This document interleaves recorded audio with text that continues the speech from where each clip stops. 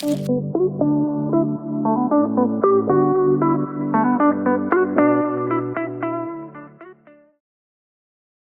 Dennis. Happy Hey, Monday. Shelby. Happy Monday to you. Thanks. I'm really excited to film this podcast today. We're talking about why it's so important to be the hero of your own story. You obviously know that this is something super near and dear to my heart. It's a huge part of our overall career sandwich philosophy, the power of story. Everyone should have their own personal career story, be able to talk about it well and effectively, confidently, all of those things. But the great irony, you could call it, about personal career stories is that so many folks that we talk to, they understand the words when we say, "Hey, what's your career story?" That everyone knows those words. They're not anything um, confusing on their own. But when you actually have to put that into action, oh, what does it mean to actually build my story? What does a great career story really look like? hmm hmm It's the action oriented version of a story that people get a little stuck. And so we thought it'd be Yeah. great to talk today about one, why it's so important that you're the hero of your own story and kind of break down the key elements that really make this case and help folks understand, oh, yeah, this is something I should invest in for myself. Yep. Yeah. I think it's great. I mean, the power of a story, right? And I think Mhm. diving into this will be super important. I think people can learn a lot from just the evolution of storytelling and how it shows up in Mhm. other parts of our world and how Mhm. it can show up and work for you in your career. So I'm I excited. I think that's actually a really great place to start. I mean, when you and I have talked about this, when we thought about it for the career sandwich as one of the core pillars of our overall philosophy, it was actually rooted in exactly that. It's like, what are the tools that we as humans have had forever that we use day in and day out? We didn't want to have to teach people a bunch of super new things that would be complicated or require new habits and things of that nature. And so we looked at storytelling as, oh, this is something that we've done forever. Uh, Yeah. Yeah. and Yeah. how Since can the we dawn use of that? time. Yeah, literally Yeah. since the dawn of time. How can we harness that power um, in our Yeah. careers? Yeah. I mean, I think, you know, going back to the days of like literally the language of like cave paintings, like all these things, like it's all about story. And you've talked about this a lot and how stories really were ways to help people like remember the facts or know where they're going and get through things in a safe way, because how else would you communicate dangers around the corner back when we didn't Yeah, have sophisticated you yeah, know tools like we have today, right? I mean, you talked about stories, right? The evil thing, I mean, you see this in like Disney movie like Moana, like there's a whole story of like don't go out in the water, it's scary. So I mean, I think story is and just how we've used it and adapted it, I think is just powerful in itself. totally. And it's so much easier to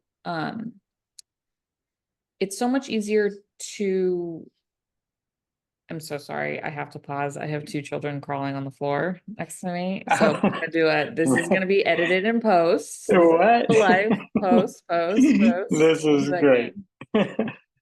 Back at it. Where are we? Oh, yes. All of your points around like we use stories to, avoid danger, uh, all of the things that you just said. And also in that context, stories are a heck of a lot easier to remember, hmm right? hmm I don't Yep. think I've ever in my entire life, as an example, been able to, if someone says to me, oh, go 4 blocks, take a left, hook a right on then hook a right, drive a quarter of a mile, go the, hmm when, when stories start to become monotonous, just bullet points, like do hmm this, then that, then this, that, it's really, really easy to forget that stuff, right? But if you layer on the texture and the color of a great story, Yep. oh, go over there, go to the ice cream shop on the corner, and then hook a left down the road, you'll see the slide at the park, get to the Yep. slide. And you can create these milestones in this story that make it a lot easier for folks to say, oh yeah, I remember there was an ice cream shop, we got to get to a slide, and then we'll be at our Yeah. destination. That's a different ball game.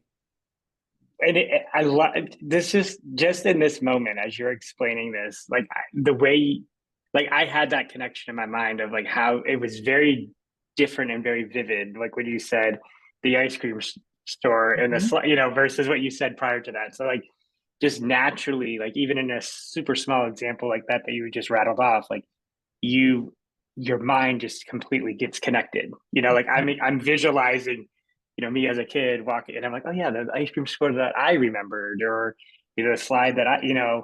it's very, it's naturally, it's an unlock. It's an unlock of potential to build empathy and just connect in a different way. And I think that's where we're seeing the success when we're helping folks build these career stories at the center of what we do, because I think the curiosity is like incredibly spiked, Mhm. from folks right now, where they're kind of tired of just looking at a resume and hearing the facts. Like they're like, tell me more about you as the human, that's sitting across from this screen or this table. So Mhm. it's just Yeah. naturally just draws to it. Yeah. And I totally agree. And there's a ton of evidence out there that shows that we are, as consumers of stories, we are often more interested in someone's journey than someone's outcome. And so when we Mm-hmm. find these milestones along a journey or throughout our story, before just leaping to the end of, oh, I found my way to this destination, that actually, to your point, builds empathy, builds goodwill, builds connection, and builds this connective tissue that wouldn't exist Mm-hmm.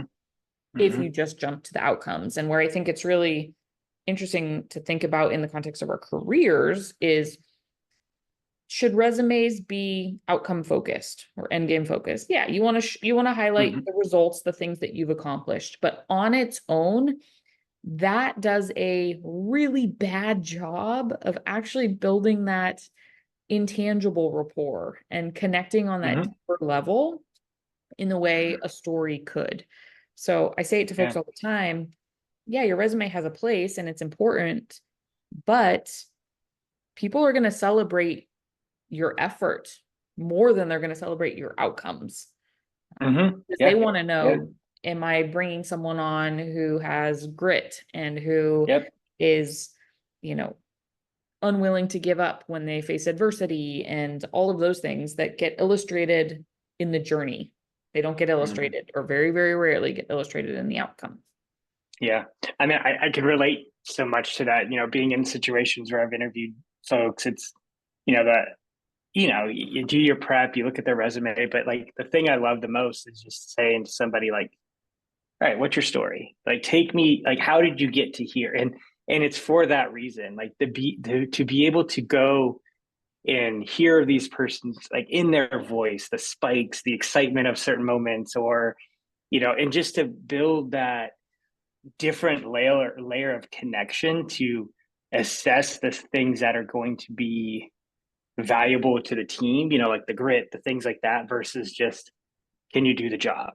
Have you Mhm. done the things? Like that's where I find like the story component being very strong for me personally. Like when I'm interviewing folks, is it just allows me to get past the paper quicker. Like it gives Mhm. it, and to your point around, us being attached to the journey. I mean, this is why movies, Mhm. I mean, we can sit through a 3 hour long movie because Totally.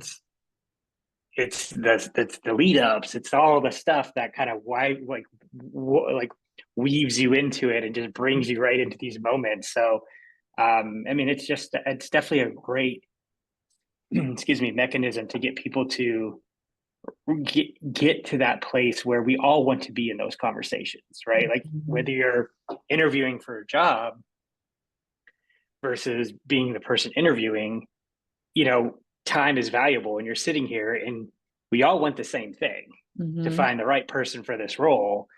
So to be able to like really assess and like, get to that point quicker versus like, tell me your resume and I've seen a similar resume before. It Mhm. just light years different in terms of an experience and an opportunity for people to get creative at moments too, that I think is worth noting, right? Like as a story, you have the creative freedom within reason to, you know, embellish a moment for a particular audience that you may not have before, right? Like you have that creative flow that you can kind of create within those moments versus just my resume is my resume for everybody, So Mhm.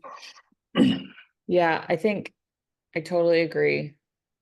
And to your point about a resume, you've seen a resume, you've seen a resume, you've seen a resume, that can get pretty monotonous. And just to kind of put a bow on everything you just said is the hard truth for most of us is that we live in an attention economy, right? mm-hmm. Attention is the biggest currency in the world right now. And no, we're not all going to be movie stars. And no, we're not all like, we have this preconceived notion of, oh, those that seek attention are kind of destined for certain career paths. But the truth is, as we are building the careers that we want for ourselves, other people are involved. It is exceptionally rare that anyone can just like make their Yeah. career on their own. And so, yeah, you do have to interest people along the way. Mm-hmm. You are incentivized to be interesting Mm-hmm. Mm-hmm. to other people. And that's where this all really comes to life, is this power of story is the thing that makes you memorable in a way Mm-hmm. that a resume very, very rarely could. Um, Yeah. Yeah. yeah. Yeah, I mean it's like personal branding. It's the center of branding in general, whether it's a Yeah. company brand versus a personal brand versus career brand. Like it all is like, what is the story? What are we trying to evoke from an experience, like pull from memory, like all these things that are just critical to, I think, capturing somebody's heart. And I think if you have the opportunity to sit and have it, especially in today's market, and get interviewed, you have like one shot really in some of these cases to make that impact. And you you can weigh out the everything being distilled down to a resume through I mean, it's like the complete opposite of the world we're living in right now, which is like, let's bring back the story, let's bring back the humanity to this work, because it's getting stripped in every other part of the process. But if you get a chance to actually sit down and talk to somebody, tell them a story, they're going to remember it. Like we've talked about this a lot, like movies like Hamilton, like things that are just Yeah. so fact driven. But when you put the energy around it, you make it a musical and you write, Mhm. I mean, it's like you're engaged no matter, Yeah. whether you're a historian or not. Like I Yeah. love this, Yeah. show or this song, and so it just has the way to just transform so many different things. Totally. Totally. I mean, Hamilton's a great example, right?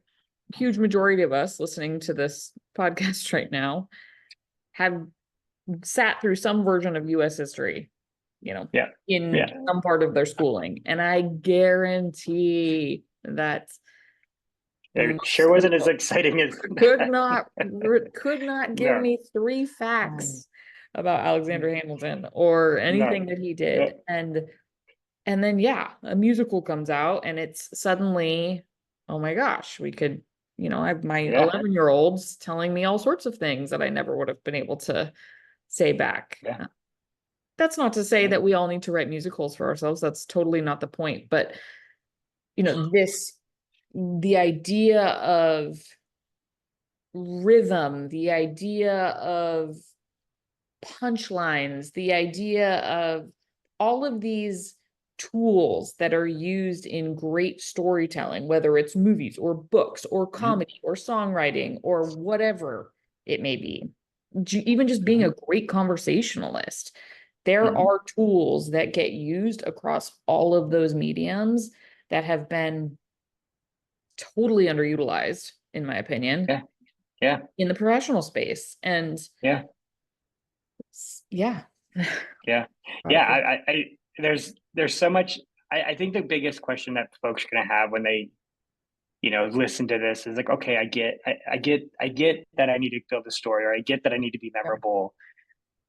The big question is like, how do I do that? Like, let's Yeah. imagine I'm somebody who Yeah. doesn't have a big career journey yet. Maybe they just started.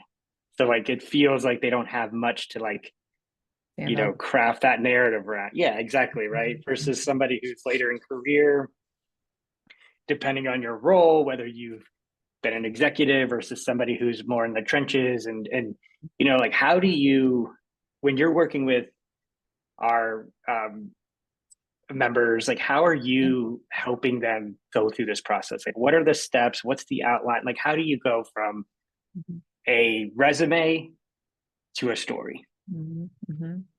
It's a great question. I get it all the time. And simplest way to think about it that I tell folks is just think about it in three parts. Three things are always anything odd numbered is always Mm, easier to remember. There's a reason our yep. phone numbers are 7 digits, our zip codes are 5. Yep.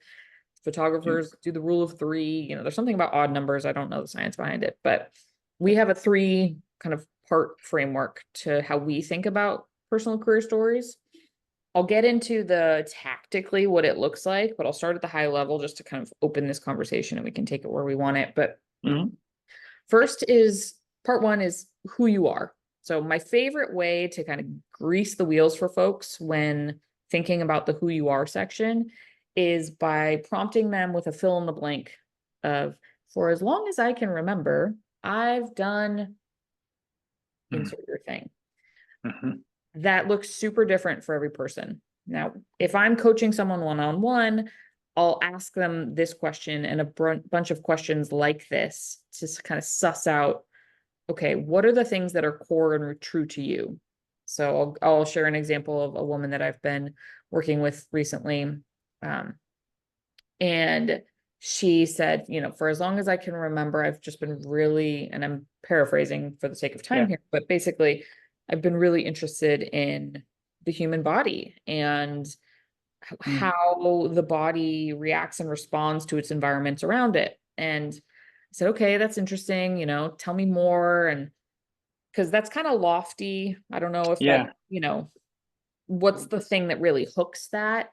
Come to find out, when she was young, she learned that she had pretty severe food allergies and had some Mm, reactions, and so I was like, okay, that's a very clear trigger that mm, makes an interest make sense, right? Oh, she had mm, food allergies. Makes total sense that she would be interested in like figuring out how the body works. mm, And so finding things like that where do people lose track of time? Where do people feel like they just get totally immersed in something? And then mm, doing a little digging into their memories of their younger selves about, was there anything in particular that prompted that interest? Or was there anything that happened to you that formed your perspective on that? There's no right or wrong answer here, but the point of this first section of kind of who you are is really to set a foundation that your career story makes sense when it sits on top of it. Like for as long mm, as I can mm, remember, I'll use myself. For as long as I can remember, I've been using my words in a whole mm, variety of different ways, but I've always been drawn to words, figuring out how I would write invitations I would design pamphlets for my mom's charity leagues. mm, I would write biographies for people. It took on a bunch of different forms, but it was something I always did. And weirdly enough, like it's actually very in yeah. line with how I spend my days today. Yeah. Uh, so that's part 1 Yeah. is, you know, really who you are, which is aligned to the career sandwich philosophy. And that's by Mm, design. It's the goal is mm, that this is easy to remember. yeah. Part two of your story is what you've done. So I always tell folks that when you're thinking about it in the context of like a cover letter, or if you're verbally delivering your story to someone, you want this to be really kind of a hero's highlight reel. You don't want this to be a regurgitation of your resume. Far, Mm-hmm. far too often do I see people write cover letters and it's literally every single detail of every single thing that Yeah. they've done. That is Yeah. not the point of this career story moment. What you want is really high level. I did this, learned that, then I did this, learned that, did this, learned that, and now I'm here. Mm-hmm. Yep. Pixar uses that framework. I think it's Yep. their 22 rules of storytelling, and they have that very simple um, fill in the blank, basically. Mm-hmm. Mm-hmm. So and Yeah. so did this, then this happened, then they Yep. did this, then this happened, Yep. now they're here. Yep. And going back to Yeah. rhythm, that's something that helps build a story, right? It's this, then that, this, then that, this, then that. You know what to expect. And Mm-hmm. as a deliverer of a story, it helps you kind of get a little, I don't want to say showy, but Mm-hmm. you have a cadence to what Mm-hmm. you're talking Mm-hmm. about, which keeps audiences' attention. Yeah. Yeah. No, so real quick, going back to one, and I guess two as well here. Yeah. What would you say to somebody who's like, oh, this just seems so cheesy? I'm thinking of Mm. like, you know, because I think there's still a little bit of a line that people aren't willing to necessarily go into when they like think about who they are today and who they were as a child, Mm. right? And it's like I think some people are like still like exploring like and being open to this idea of play in their careers and like just this reality of like how do you get back to that place. But I Mhm. could imagine somebody's going through this exercise and you're like, well, that's not, how do I make it? That's not memorable. Like, that's just such a like Mm. mundane thing. Like, why would I share that? Like, what would you, like, how would you coach through that? Or Yeah. is it more, I'm just curious. Yeah, totally. I'm actually really glad you asked that because I do get that question a lot. And it's important to note that in most cases, the individual is right. Whatever Mhm. detail I'm queuing in on in the grand scheme of their life, yeah, is probably pretty mundane and Yeah. Yeah. probably not the most formative thing that ever happened to them. And I think that's actually a good thing. First of all, Hmm. because I don't think anyone needs to be spilling their guts in an interview and getting to the depths Hmm. of, whatever some of their experiences has been. Hmm. So it's good to keep a little bit of distance. Um, and two, the the detail itself is kind of irrelevant, right? Hmm. Hmm. It's simply an example of a greater theme that you actually have a lot of different examples that you Yeah. could point to in that same arena, but it's just one to act as a tent pole to give the story some ups and downs and some flow. Again, Yeah. looking to the Pixar outline, looking to any song pretty much ever written, like this happened, then this happened, then this happened. Hmm. Now I'm Hmm. here. Yeah. Yep. Yeah. It's just having that, it's just a way to keep things clean and crisp and easy to understand. Yeah, I was talking with somebody just to kind of show another example, but Yeah. this person's kind of working to try to figure out how to like get into like a developer role somewhere, or just more of like a career focused, I guess, path. And looking back at this individual's resume, going way back into like their first jobs. One was like working at a bike shop. One was um, some other very intricate, like detailed mechanical kind of job this particular person had, and like in their individual pieces, it wouldn't make sense. Like, why would this person try to even apply for a job as like a developer or like so? But when I like zoomed back and I was kind of coaching this person, I was like, look, like what you're showing people right here is you love to know and figure out how things work. Like Mhm. the connection to how a bike moves versus how something gets built online and gets like Totally. that's more interesting to me than like, well, I spent 4 years working at a bike shop, spent another year working over here doing this little trinket thing. It was like, no, like you're a very fascinating person. Like I want to know more Mhm. because like once I know that, we can talk more about how this role is going to fit into your ambitions as a human, not just as a job, right? So Mhm. I think I to like what you were saying, I think people get kind of lost in, well, it's not that exciting. The job I had when I was 16 means nothing to, but it's, yeah. I Yes. mean, my first job literally was, I was a clerk, right? And thinking about it now, like, heck yeah, like I love customer service. I love Mhm. connecting with people and what seems so mundane, how would I ever translate that? But it's all in kind of like who we are, Mhm. it's Mhm. interesting. So, Totally. Yeah. And it's a really it's a really important point because it's such an emotional and mental blocker for many folks. mhm, It's mhm, wild to me how many people I talk to, I'm sure you have the same, who say, "Oh, who they're not saying this directly, but it's what they mean. Like, oh, I'm not that interesting." yes, yes, And it's like, yeah, well, I don't recommend leading with that because yeah, you're yeah, shooting yourself in the foot. yeah. Because reality is that's what makes the story piece so fun, right? And Yeah. I think why as humans, like we are just for our survival, curiosity is the thing that we want to get into, right? And like you may not feel like you're interesting, but I think as humans, when you start painting a story, we're like we're just naturally gonna want to know more, Totally. and I've been in those moments where someone just captivates me enough that I literally lean in. It's like I want to really like get there, and I'll practice this stuff.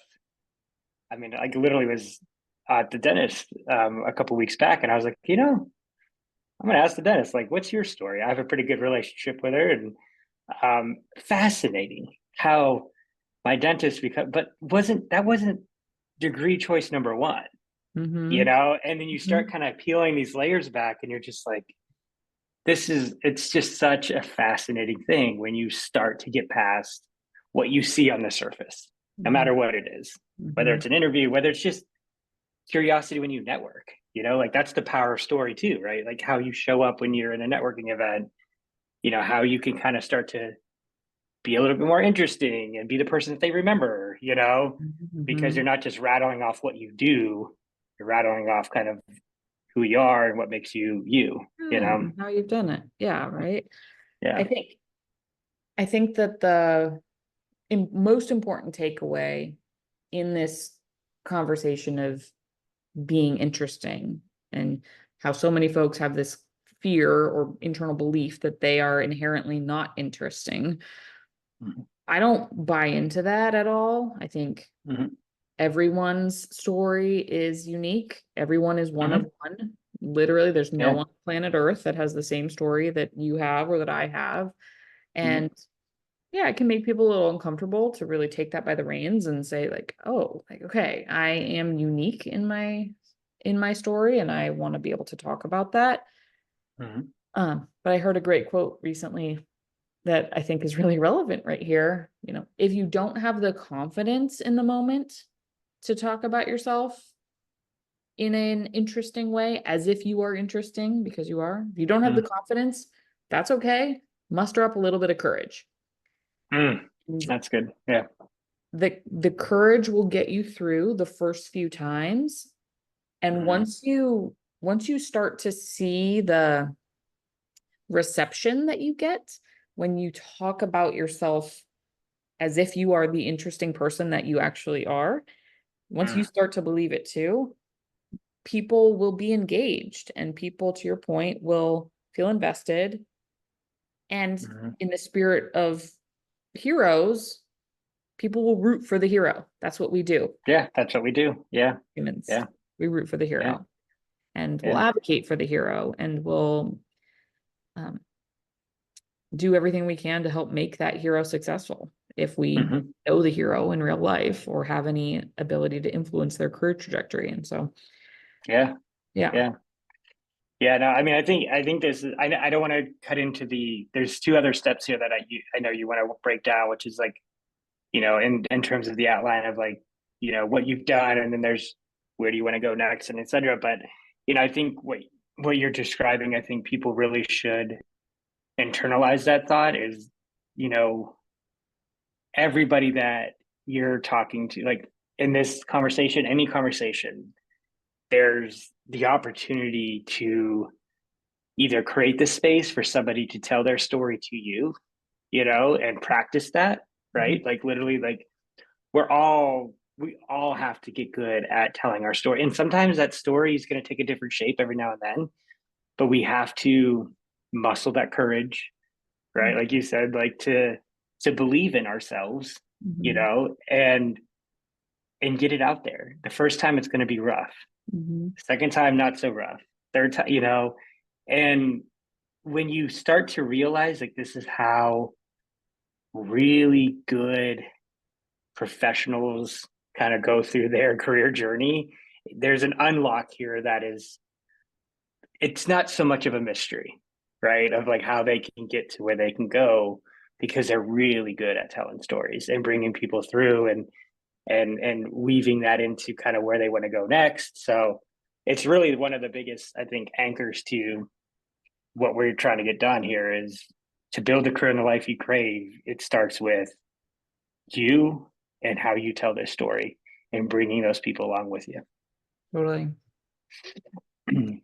All right. I want to ground everyone out in kind of where we're Yep. at. So we talked about, okay, how do you become the hero of your own story? What does that really look like? Story's got three parts. We covered point one, which is who you are. We've touched on point two, which is what you've done. Again, Yep. when in doubt, use the Pixar framework here. Like, I did blank and learned this. Then I did this and I learned that. Then I did this and I learned that. Keep it ultra, ultra high level. It is never supposed to be a regurgitation of your resume. That's far too many details. Just pick 3 to maximum 5 key things that you've done, and you can consolidate, right? Like, you don't have, if you Mhm. say you spent 6, 7 years at a company and you had 2 or 3 different jobs while you were there, you can consolidate that down into kind of one moment in your what you've Mhm. done speech. You don't have to talk about, and then I got promoted to this, and then I got to lead a team, and then I got to take on this new project. Don't worry about that. Yep. Yep. You can Yeah. Yeah. tighten it up and just say, then I was at this company. I spent 7 years at this company, had a ton of growth, left leading a team, and they were in a great spot. And now I'm looking for my next adventure, or whatever it may be, right? Yep. Altitude is key here. We Yep. don't want to bog down people with unnecessary details. That's just going to add cognitive load to your Yep. audience. You want to Great keep tip. Totally a great tip. tight, Yeah. quick, easy. Yeah. Uh, okay. So that's part one and part two. Part three of your story is where you want to go next. And when you think about Mm. being the hero of your own story, this part is critical because this is where you can get the advocacy and the rooting for you from whoever Mm. you're telling, your audience, whoever you're telling your story to. So when I think about this, where you want to go next, a silly analogy that seems to work for me at least is really think of yourself as a hero of a story. What kind of story? Books, movies, pick your favorite medium for a story. And then think about the where you want to go next as like the trailer for the next film, right? Mm. Not Mm. getting so specific that you're giving Yep. away the entire plot line, right? Like, if you saw a trailer for a movie that said, and Dennis, in the next phase of his career, is going to take on this role with this title, and he's going to have 4 people reporting to him, and he's going to get a massive budget, and he's going to play. Like, if Mhm. why would you ever watch the movie? Yeah, yeah, You're like, exactly. I know everything that's going to happen to Dennis. I'm not interested Mhm. anymore. When you Yeah. talk about what you want to do next, you have to do it in an open-ended way that's more directional. So, Mm, you know, I'm making this up for yeah. you or whatever, made up Dennis we're referring to. Hey, what do I want to do next in my career? I really want to continue to develop my leadership skills. I really enjoyed leading a team. I want to take on new projects in X, Y, or Z space. And I want to spend more time in an industry that's doing work that I really care about, or that kind of aligns to my personal values, as an Yep. example. Yep. Those things are not so specific that they spoil the ending, but Mhm. they create just enough interest for someone listening to be able to quickly opt in or out and say, oh, I wonder if I do I know an industry that might be good for Dennis? Or like, oh, I actually know someone looking for a manager on their team. Like, he might be good for that. Yep. That where you want to Yep. go next is where you want people to be able to opt in to help you. Yeah. I think this is a really, really great example and a great tip that you shared there, which is some people get so specific, Mhm. right? And it's almost like by being so specific in an interview, it almost it just you really just they just take themselves out of Yeah. the entire equation because Yeah. as much as we want to believe that that job rec is like that's the one person where there's so much gray around what that person in particular. So like when you can paint that kind of broad stroke, like where like it opens the door for creative problem solving in conversations between you, the hiring manager, and whomever to really assess like all the things that let's assume you know how to do the job, right? Like let's talk about this other stuff, right? And I think that's such an important part of what you just described because, like I said, so many people just come in with such this like such a tight like I want to have this is that. Well, that's not here. So now you're out of the Mhm. now you're out. You know, like the job is to continue to get through the phases and the stages, right? And I think a lot of times people will just go right in for the sell, right? And it's like, no, you want to be in the conversation. You want to continue to move this thing along. And by being broad, it kind of can help you, because there's other roles that aren't even listed yet that Mhm. you may be a part of, that you don't even know you're interviewing for that role, but you are. Mhm. I think it's such an important tip, though. Mhm. Totally. Yeah. It's just, yeah, so many. And I think that's that robotic piece too, right, Shelby? It's like, when you and there's no fault to anybody who's been going through these cycles over the last, for some people it's like for the last year and a half and they're looking for work and they're just constantly, and you just get into this like this is my spiel. But when you can kind of back out of it a little bit and like bring this in from that story first perspective, it just it just really opens a fresh perspective for everybody because everybody's tired in the process. Mhm. The recruiters are tired of hearing the same thing, right? Mhm. So like by going through this framework, you come out of this really looking together, like where you want to go. And their job is to help you determine whether that's going to be here or somewhere else. And if it's somewhere else, maybe they know another place that's hiring, that they can kind of pass you along to. So I like the framework. I think it's clear, concise, but leaves that creative freedom, which I think people still need. Yeah. I've found that, even through conversations like this, or my most valiant attempts to try to explain what these stories look like in great form. It still can be hard for folks to really wrap their minds around, like, okay, so what actually is it? What form does it Hmm. take? Um, Hmm. so I Yeah. always like to baseline as a good sort of rule of thumb is, if you were to write this out, you basically want your story to be 1 page max. Hmm. You can, obviously there's some wiggle room there. You can go a little bit over if you need to, but I have seen it time and time and time again that it is possible. Even people with incredibly detailed, complex, busy, jam-packed careers over multiple decades, you can still consolidate it down to a single page. And you're really incentivized to, going back to our earlier point of, we live in the attention Hmm. economy. You got to be able to grab people quickly and make it just super digestible, super easy to read. So Yep. baseline that I always recommend, keep it to 1 page max. If you're delivering that verbally, that 1 page generally is a good litmus test to gut check that you're not going over 90 seconds to 2 minutes. If you were Hmm. to deliver this pitch, story, whatever you want to call it, verbally.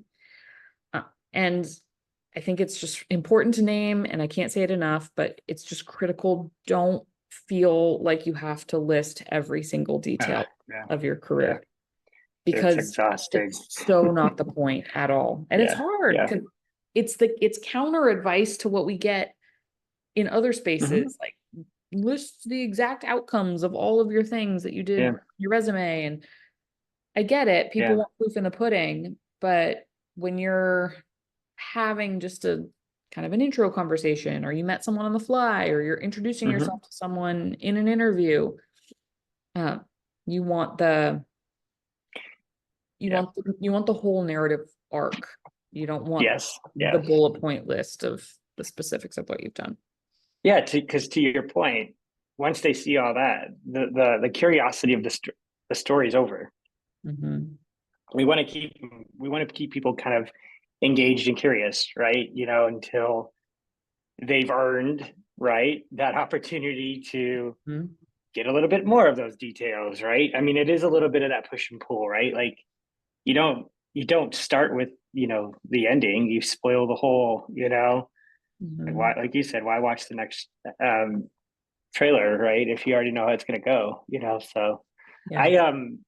I love it. I mean, I'm very excited to see and hear how these stories have been going in the wild. I think that's been really great. And I'm excited to kind of start to see how people use this framework. And I think we can continue to provide resources inside um, the platform to help people kind of Mhm. build this. Maybe in the future, we have some examples, blueprint type things that kind of Oh help yeah. them based off their Yeah. particular scenarios. But I think overall, it's really a great way to keep curiosity. And I think translation here is also important. When I think about the power here is, when you go into the details, not everybody knows the details of your world, of your job and your function. So when you go into those details, like in a resume, it can really, like you mentioned, the cognitive load, right? Like it gets heavy. And, you may be the fourth out of 8 to 10 different interviews in a day.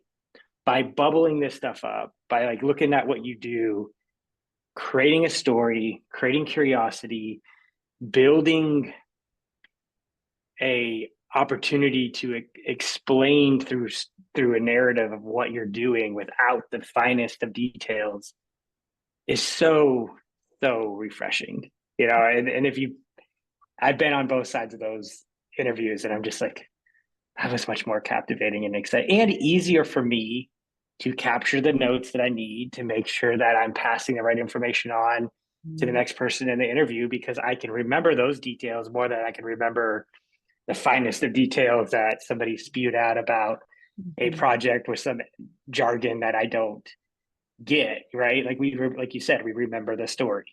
We don't Mhm. remember all the bits and pieces. So, my takeaway to all this is, by really focusing on the narrative and the career story itself, we're really setting ourselves up better to continue in the process, to kind of not beat the algorithms, but to really kind of go and make the most out of those opportunities when we have them, to actually humanize this process and cut through in a much more natural way than the rest of the process that is in front of us. So Mhm. I dig it. Totally. I think I think a few last things to just kind of help folks understand, okay, if we've got our story, there I'm really gonna channel making myself the hero of my own story. What are things that I can do to make sure that I'm on the right track if you're going through this exercise on your own? Mm-hmm. I'll rattle off a few things, but that I think are really helpful. Of course, add anything that comes to mind for Yeah. you. First and foremost is don't underestimate the value of repetition and practice. Being able to articulate your story, say it out loud in a time bound, non rambly, confident, just being able to deliver it really, really well requires practice. I have never met one person on planet Earth, literally, I've not met one person who can just do this on the fly, wing it, Mm-hmm. and it's perfect.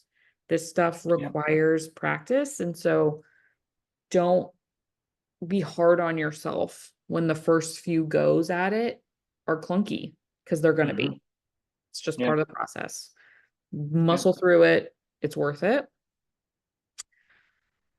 I, again, will always point people to the greats in any particular arena. In the context of storytelling, obviously, Pixar is one of the world's greats. Mm-hmm. So if you're looking for external inspiration on how you can really craft your story and make it compelling and interesting, definitely encourage folks to check out Pixar's 22 Rules of Storytelling. You can just Google it. You'll find 8 million copies of it online, but it's a Yeah. great place to sort of expand your thinking a bit and bring some really powerful but simple tools to your own story. And then third point that I think is a good gut check to know whether or not you're on the right track is, as you practice with other people, you know, practice doesn't mean just talking to yourself in a vacuum forever. Eventually you're going to have to go out and you're going to have to practice on Yeah. your inner circle, then people you trust, and then more and more and more. But as you go through those iterations and cycles of talking to folks, you'll know you're on the right track if your story starts to invite conversation, right? Mm-hmm. One thing I Mm-hmm. think about is great stories invite conversation because you want, like, oh, like, what was that like to accomplish that really hard thing? Or tell me more Mm-hmm. about whatever you did over there, because that sounds interesting and unique. And I don't know Yeah. anyone who's Yeah. done that. Mm-hmm. Stories elicit that curiosity much more than facts do. If Yeah. someone just rattles off a bunch of facts of things that they've done, it's kind of a conversation ender, much like yes Yeah. or no questions. There's Yeah. that advice all the time that says, if you want to have a great conversation, use open-ended questions. Mm-hmm. Kind of similar approach here for your story. You want to talk about yourself and your experience in a way that doesn't just put a period at the end of the whole thing and say, okay, that's it, I'm done, but Yeah. invites more conversation going forward. Yeah. No, I love these. And the only thing that I would add is, like, when people are practicing, practice in the different ways you may have to tell this story, Good right? point. Like, because, like, I've noticed, like, doing doing something through Zoom versus, like, telling my story versus, like, in public at a coffee shop, like, there's literally, like, a different fidelity in which we're navigating, right? That will kind of change how you tell that story, right? How does that story show up in an email, right? Is very different than how that story can show up in a conversation at a coffee shop or a networking event, right? Or a networking event with a few drinks versus a networking event with no drinks, So, I mean, it's like all these things, like, to your point, you'll get better, but just go and work through those, test those, iterate on those. I mean, it's probably the most important thing we can continue to iterate on in our for ourselves in our career is our narrative, our story, right? Because it's not gonna be the same the entire time, right? Mhm. You're gonna want to like dust that thing off, Mhm. try it again, refine it and whatnot. But Yeah, I love it. I love it. Big me fan. too. Me too. And So I think, yeah, our story it's just so central to everything, and it can feel awkward at first to every mhm, conversation, to mhm. the whole conversation we just had, but ultimately, when we practice it in different contexts, to your point, when we really put aside that feeling of, oh, this feels weird or this feels awkward, and you muscle through that first phase of that, Mhm. you'll Yeah. start to, your story becomes your self-talk. And then Yeah. that's when the Yep. flywheel starts to really spin, Yep. and you start to get out of your own way for some of this stuff. But I love that. Yeah. I yeah. just I know for some people listening, they're going like, well, I'm just not that interesting, or my story's not that cool, or I don't really, that makes me feel very uncomfortable talking about myself. So they just resort to the facts. Like it's just like easier for me to read a bullet list of things I've done versus talk about who I am. But Yep. you're to your points earlier, build that courage because it truly is the difference between, whether you I think it's the difference between I think how someone's going to see your value in a conversation versus not. It's the difference between whether you're going to get passed on to the next round versus, I mean, Mhm. so much of that, like strength and ability to talk about yourself in a productive, positive way, um, will transform your career and just like in your next interview, potentially. Like, I mean, Mhm. it, but I know the fears, right? The people in the room that are like, I don't know, that feels awkward, but that's what we're here for. Like, that's truly why we built First Sandwiches, to be a partial playground for this stuff. Like we're always opening the door for folks to get a hold of us. I mean, and that's the beauty of what we're doing. Play with it, try it on, send it to us. We'll pressure test it. I mean, I think it'd be great. Totally. Cool. Awesome. What else we got, Awesome. Shelby? I think that's probably a good wrap up. I think so. Yeah. We've got, Well, I'm excited to share this one out. Everyone listening, thank you for joining. The Being the hero of your own story is a central part of Career Sandwich's overall philosophy on how you build a career that you really crave. So if there's yeah. anything that we talked about today that is interesting, makes you really nervous or scared, that's always a good indicator that maybe there's something to explore. Don't shy away from those feelings. If you felt uncomfortable in any way thinking about applying to any of this to your world, then that's probably a sign that it's time to apply some of Yeah. this to your world. So, I'd agree. I'd yeah. agree. Awesome. Thanks, Shelby. See ya.